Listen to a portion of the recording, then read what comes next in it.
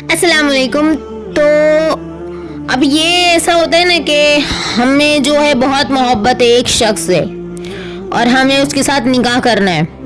نکاح تو ہو رہا نہیں ہے لیکن زندگی بس ایسی ہی گزاری جا رہی ہے. غلط غلط کام ہو رہے ہیں, باتیں ہو رہی ہے, گھومنا پھرنا اور بھی اتنے گندے کام کہ میں بولنا بھی نہیں چاہتی. کون سی محبت کے لیے تم انتظار کرو؟ کیا تمہیں موت کا کچھ گارنٹی ملا ہے؟ تمہیں پتہ ہے کہ تم کب مرنے والے ہو؟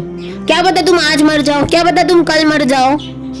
اگر کل موت لکھی ہی ہے, اگر آج موت لکھی ہی ہے تو وہ تو آئے گی, لیکن کیا اس حال میں جاؤ گے کہ ایک لڑکی کے ساتھ تم غلط کام کر رہے ہو, زنا کر رہے ہو, غلط حرکتیں کر رہے ہو, باتیں کر رہے ہو اور بھی بہت ساری چیزیں, صرف اس لیے کیونکہ وہ آپ کو اس بات کی گارنٹی دے رہا ہے, وہ بھی وہ گارنٹی جو حقیقت ہو یا نہ ہو اس کی بھی کوئی گارنٹی نہیں ہے کہ میں آپ سے نکاح کروں گا.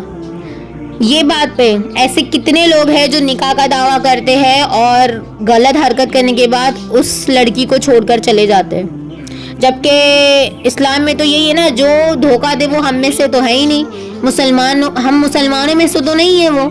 تو آپ دھوکے میں رکھ کر اس کا یوز کر رہے ہو اور پھر اینڈ جب نکاح کی بات آ رہی ہے تو آپ اس کو چھوڑ دے رہے ہو. اور بہانہ کیا دیتے ہو؟ ممی ڈیڈی نہیں مانیں گے.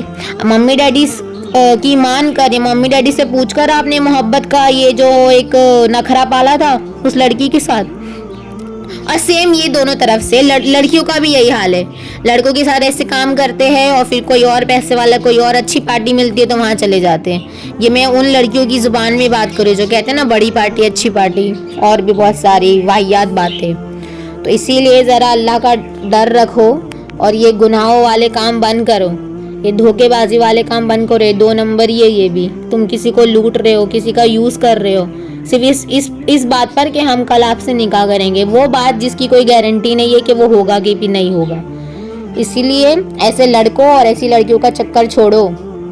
چپ چاپ سے کوئی اچھا, اگر والدین جانتے ہیں, والدین کی بات مان کر نکاح کر لو, یا پھر اگر خود کسی کو پسند کرتے ہو, اگر واقعی میں محبت ہے تو نکاح کرو, اور محبت نہیں ہے تو یہ محبت کے نام پر گندگی کرنا چھوڑو. محبت گندی نہیں ہوتی, محبت کے نام پر جو لوگ کر رہے ہیں نا وہ گندگی ہے. تو اس سے بچو, ذرا عقل لاؤ, بڑے ہو رہے ہو نہ کہ چھوٹے بچے ہوتے جا رہے ہو.